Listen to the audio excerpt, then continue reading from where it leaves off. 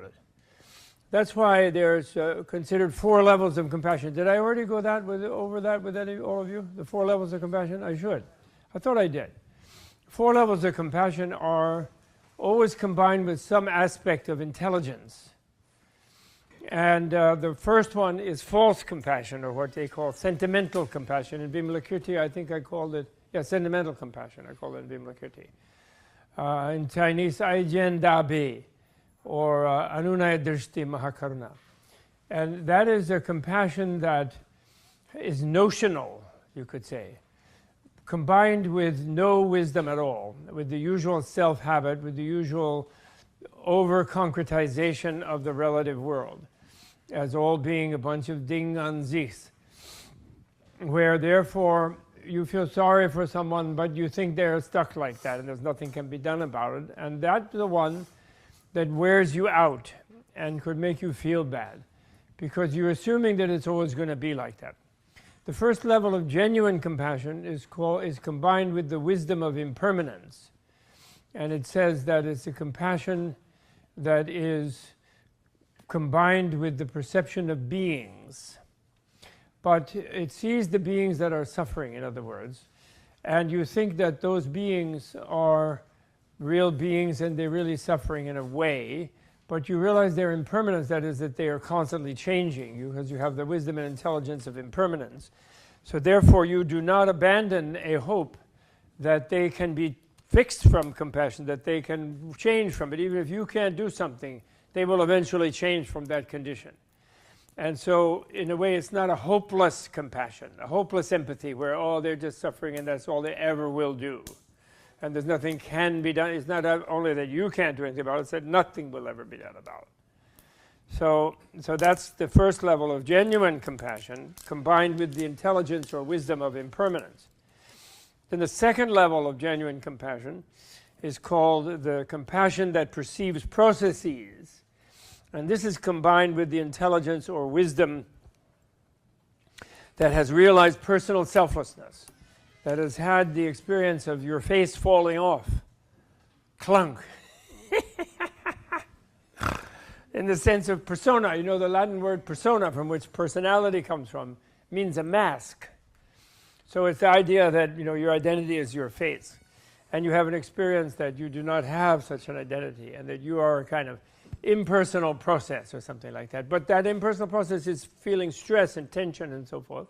So it perceives beings as like that, but it combines knowing that they can change, one, and two, knowing that in a way it's not personal, it's just a process thing. And so the process has some remediation. Even if you can't apply it, there is remediation, and someone will, time will, they will, Buddha will, somebody will at some point, so you don't feel hopeless. Okay? So that's the second one. Then the third level of compassion is, which is the great one, the greatest one, is called the compassion that does not perceive any object. And that is when it is combined with the intelligence of what is called objective selflessness, or some people translate as phenomenal selflessness, which is not quite right, but it's not bad. Objective selflessness, as opposed to the personal or subjective selflessness, the lower level. The other level is objective selflessness, and that's illustrated in Vimalakirti's soliloquy about consoling the sick person. And it's where the process of suffering itself is emptiness or something like that. Sounds very contradictory. You don't even see anybody who's suffering in a way. And yet you have an energy that wants to just transform suffering wherever it encounters it without your seeing it. So in a way you don't divide yourself from the one who is suffering. So you completely, you know, experience their suffering, but you also experience them on that enlightened level where even in their suffering they are made of bliss. You have that experience, something like that. That kind of inexpressible and therefore only paradoxically expressible level. So where you're worrying about feeling bad, where something being ought to help but can't, that's because you're thinking that that's the way they really are and they really have to be like that. And so you feel bad because there's no energy in you that sort of wants to surge toward them changing, whether you do it or not. Okay, I think that helps. So that maybe makes it less of a, you say tying moral behavior to happiness is the main method of achieving morality to non-believers. I will address that. I think I'm going to do a series of things about the ethics book, so I'll come back to that question. Now here's the next one. Oh, this is you again, right? Hallie again. You don't like the anecdote. Oh yes, you were annoyed about all the tranquilizers he found in the thing, and you were even offended. He didn't specify psychiatric medication, by the way, and he doesn't take a position. He constantly talks to all these shrink types and psychologists who are constantly dishing out the Prozac, talking to Prozac and all this kind of thing. And he has not made a statement that he doesn't like that stuff, which I would do personally. It's a little bit more than him, but he doesn't. He just said to him it was a matter that, in a kind of revelation that he talks about, which I'm going to quote later, that he thinks of him, comes from an underdeveloped country, third world country or fourth world, whatever Tibet was supposed to be, and so there's a certain amount of physical hardship in life. Or them in Indian village. I lived in hill stations in India in the 60s and 70s and 80s, where someone had to walk 2 miles to a spring to bring back big jerry cans, 5-gallon jerry cans on a tripod held over their shoulders, and carry them back to the house for the day's water. And so you don't have to do that where you just turn a tap. But what he meant by that anecdote is that he discovered there they had every kind of thing flowing from the faucets, and flush toilets and plumbing and the whole thing, and electricity, and yet they were mentally still unhappy. That's what he meant. And so lessening the material suffering doesn't necessarily lessen the mental suffering. That's really all he meant. And sure, you can be offended. I was offended once he came to my house, and he purposely did it as a surprise visit. He was at a hotel in the same little town I was, where I had invited him for a big seminar. And then it was announced to me that, someone's supposed to come and visit your house. So people were throwing things to try to clean up, with 4 children running around making a mess. And so he came up and he went through a certain room and he opened one closet, and all kind of things fell out of the closet on the floor. And he went, he was so delighted. He said, untidy, untidy. He was thrilled. And that's offending, So that's all, So he was poking where he wasn't supposed to be in someone's messing cabinet. Well, he admits it, It's curious, like a monkey, a little bit curious. Okay, so that's it. So that's the second one. And, if you have a lot of leisure and your mind wanders, then you will come up with a lot of worries that you won't necessarily do when you're walking 3 miles a day, carrying things. And you have to do it, and you do it, and then then the endorphins are pumped up by your physical exercise. You don't have to rush out and go to a gym and do some sort of workout in order to get those type of endorphins going. Okay, so the second one, I agree with whoever wrote this one. This is Jonathan. Yeah, he could have talked about Aristotle and Adam Smith and Epictetus and a lot of things, but he didn't read that stuff. And people who helped him write this book, they didn't read it either. So they didn't connect it to that.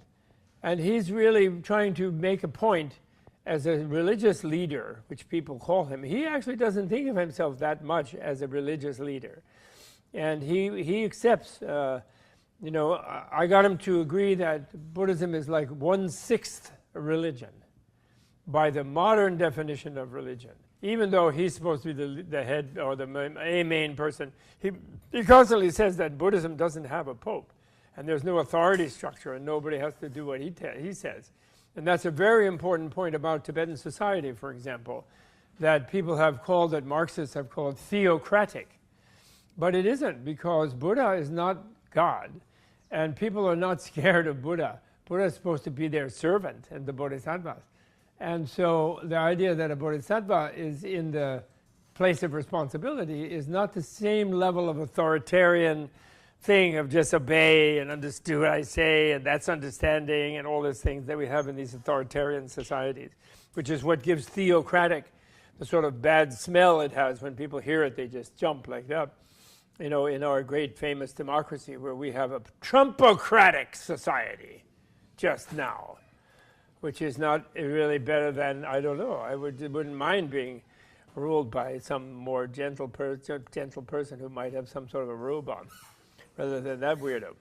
So anyway, that's an important point. So I agree with that criticism, I certainly do. And also, note my criticism, don't you remember, early on in the course, when I argued that the karma theory, which is the basis of Buddhist ethics, is itself a secular ethics. If you go back to the time in the 5th century where the gods, 6th century before the Common Era, where the gods are supposed to control what happens to you, and therefore your sense of your devotion, adoration, fear, propitiation of divine forces is what makes your life worthwhile. And therefore that's what karma meant. It meant pleasing the gods because they had your fate in their hands. Whereas the karma theory makes it into something where it has to do with how you behave and your moral behavior about and your nature as a human being and the nature of evolution, life to life, even for the individual. So I argue that Buddha himself did a secular ethics in the context of Vedist religion of his time. So he doesn't do it like that because he knows whatever he says about karma, even if he uses the word, people, oh, that's Buddhist religion, they're going to say. So then he won't make his point. So he takes the thing about secular ethics. So that's good. Then you, at the end, Jonathan, you say self-centered ethic, and you say as a Kantian.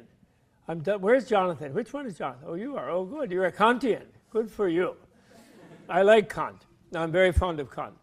Kant is catching up in his epistemology with Dignaga, which would be lost on anybody in the Western philosophy department, who in approximately the 5th century of the Common Era had the Copernican revolution, that language and concepts projected into the perception of reality are what actually structures how we perceive reality.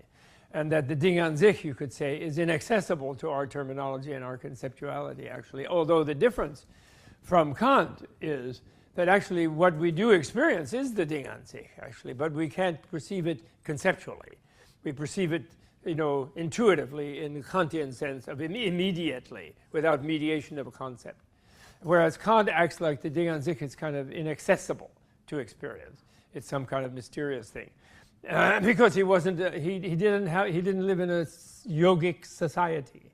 He himself was a yogi, and probably an incarnation from India, really, where they had a great epistemology way before the barbarian European bunch of, beer drinking, weirdo tomahawk wielding European like Harvey Weinstein's. Definitely. And so India was way civilized philosophically long before that, which I know doesn't necessarily go into the ear of Western philosopher, but eventually that point will be made. Trust me. So Kant is the great Russian Sherbatsky, Theodore Sherbatsky, who late 19th, early 20th century, finally suppressed by Stalin. But he was great Buddhological scholar, and he connected Dignaga and Kant in 2 wonderful works that, if you like that kind of thing, you might enjoy, called Buddhist Logic, volumes 1 and 2. It's available in paperback. And actually this spring, Tom Yarnell, who is here, my colleague, who's going to be teaching a course in Tibetan philosophy, he will probably touch on that Dignaga business, right, of different or some form of it. And that kind of course really goes well for people who know Kant, who Mill, Hume, and company, because it's in that ballpark. I myself had a funny experience with my colleague when I used to teach at Amherst College. My colleague, who was chairperson of the philosophy department, which when I first came there, it was the Department of Religion and Philosophy. And by the time it came up to my tenure 6 years later, they had split the 2 departments. But it wasn't my fault. It just happened. And this gentleman, when I proposed a course, and in that small college, the course proposals didn't go before a committee on instruction like here at Columbia, but they were aired to the entire faculty, who compulsorily had to go to all faculty meetings, about 120 people, a small faculty, small college. And so when my course came up for general announcement, he got all incensed. It was called Topics in Indian Philosophy, that particular course. And he jumped up and said, bullshit, bullshit. At the faculty meeting, even in Amherst, Gentile Amherst. He goes, bullshit, bullshit. And I said, what do you mean bullshit, Bill? You know? And he said, there's no such thing as Indian philosophy. It's all theology. There's no philosophy. And he kept mumbling, bullshit, bullshit. And I said, well, I don't know why you have that impression, Bill, but I'll tell you this. In the rules of debate in Indian philosophy, you can advance bullshit as the premise and then give a reason for it. Or you can have a premise and then give bullshit as the reason. But you can't prove bullshit premise by the reason of bullshit.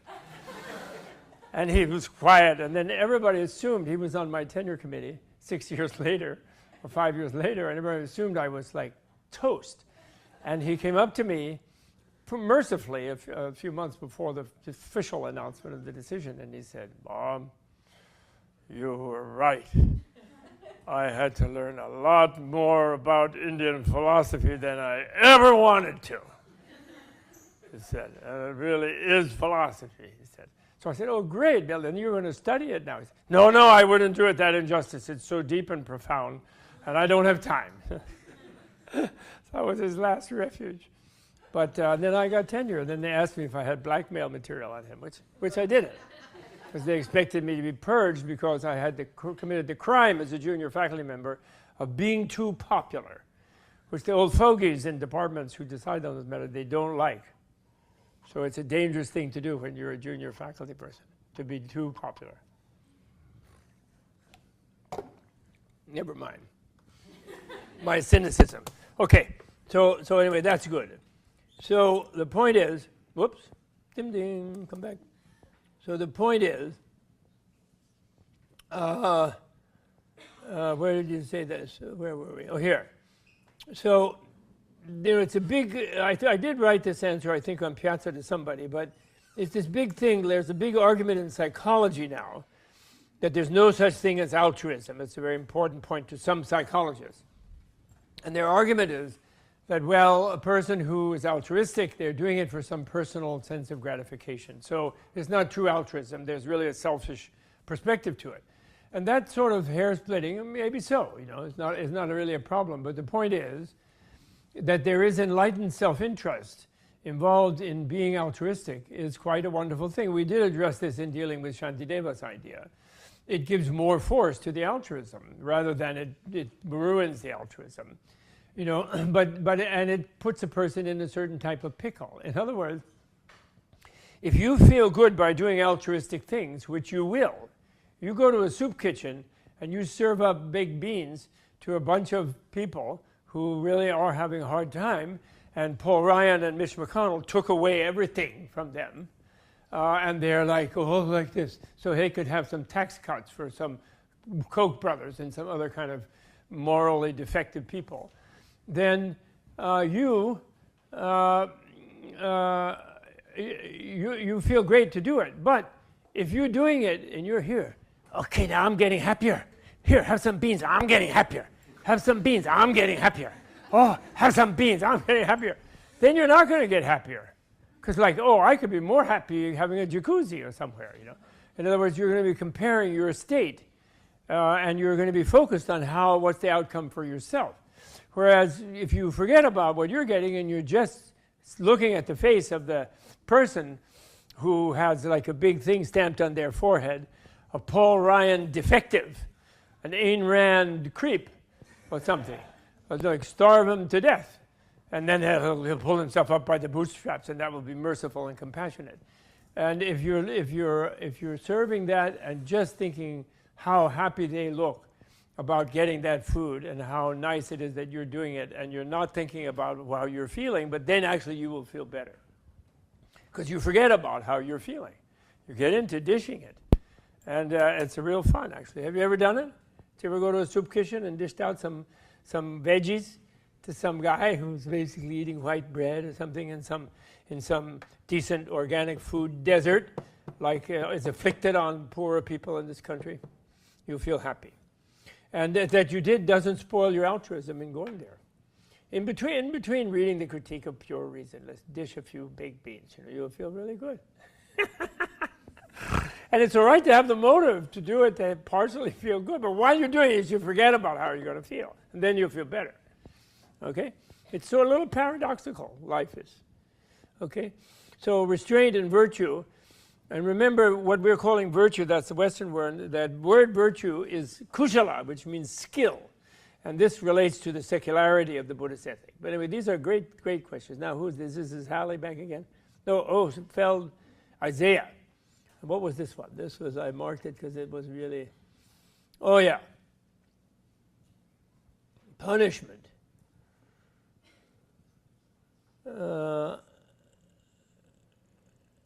Harshly punishing criminals doesn't deter crime that much anyway.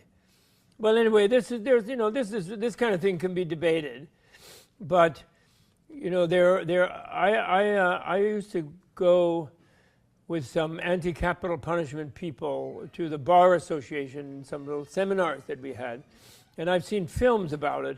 One really particularly powerful one that I remember, where this documentarian went and interviewed families who lost a loved one to a murderer and then went to watch the execution type of thing, versus families who became friendly with the murderer, having lost a daughter or a son or a brother or a cousin or something, and somehow saw the dementia in the person, and the person kind of repented, and they got to know them. And the measure of the satisfaction that the different families got out of forgiveness versus, which didn't necessarily get the person out of prison, their forgiveness, or get them off execution, as I recall, but it was just the attitude of the bereaved. The one who was seeking that satisfaction out of the blood for blood, eye for eye, they were not actually getting any satisfaction. But of course, you could say the documentarian picked ones that confirmed their anti-capital punishment view.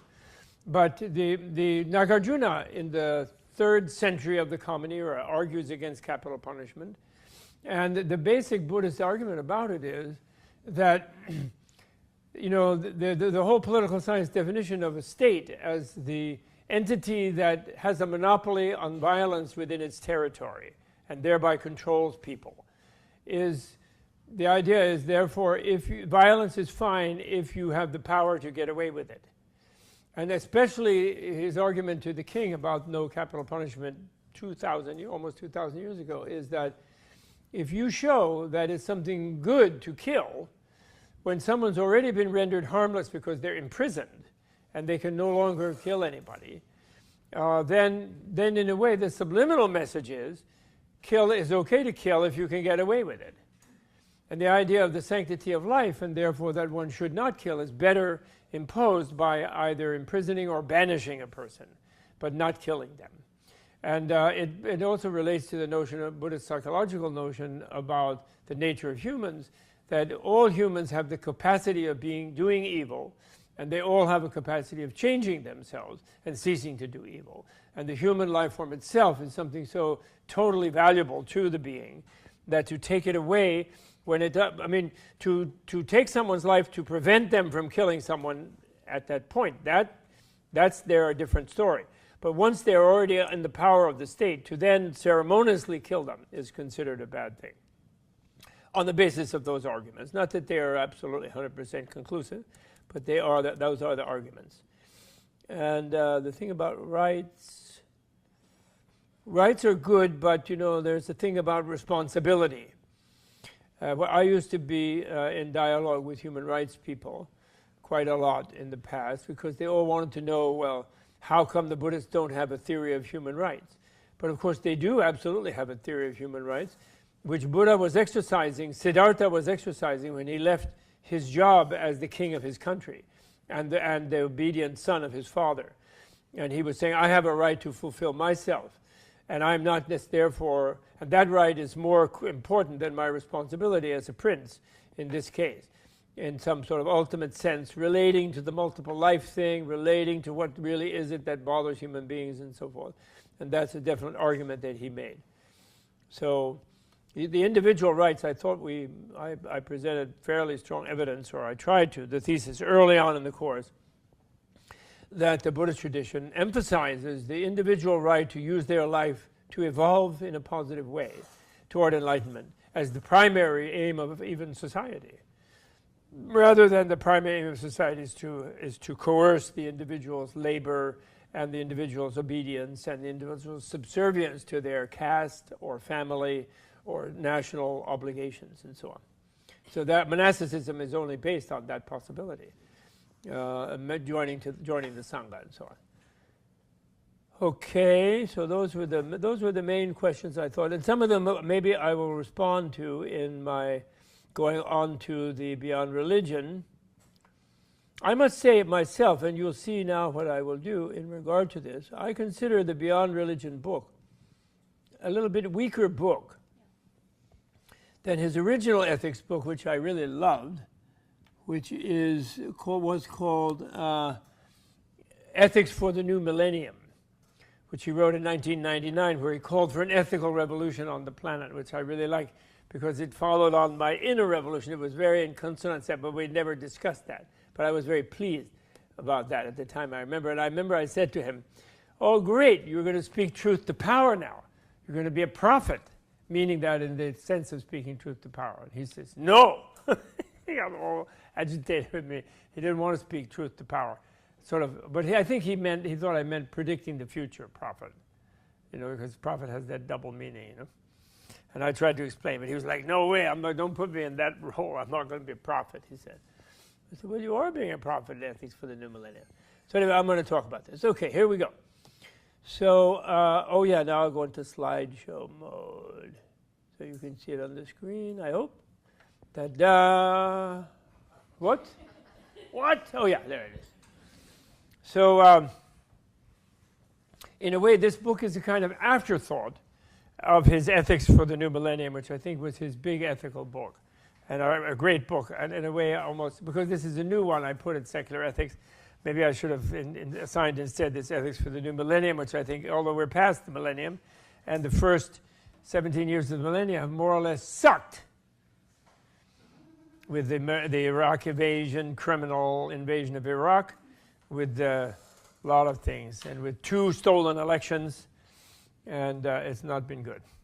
Anyway, so secular ethics is actually karmic evolutionary ethics. And this is a thesis I made in our early classes, and I hope you remember it or look back at your notes.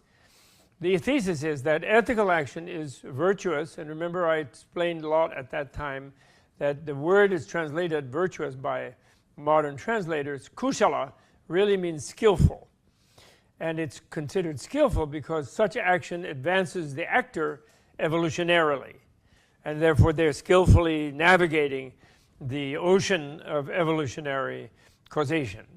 So skillful action of body, speech, and mind, mental action as well as physical or verbal, which has a positive effect not only on others but also on the actor's evolutionary trajectory within the individual multi-life consensual worldview. So I don't have to elaborate that because you are familiar at least with that thesis.